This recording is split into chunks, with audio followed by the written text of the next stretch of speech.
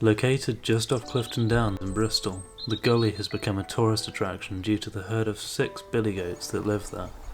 These goats were introduced in 2011 to control bramble and scrub and restore wildflower-rich grassland. But these aren't the only sign of life in the Gulley. If you look to the trees, you will find the home of a highly specialised bird species.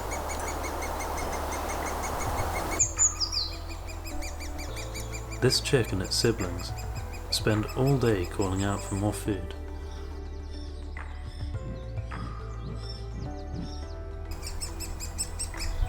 A constant challenge for Mum and Dad, who never rest. No wonder they're so eager to leave.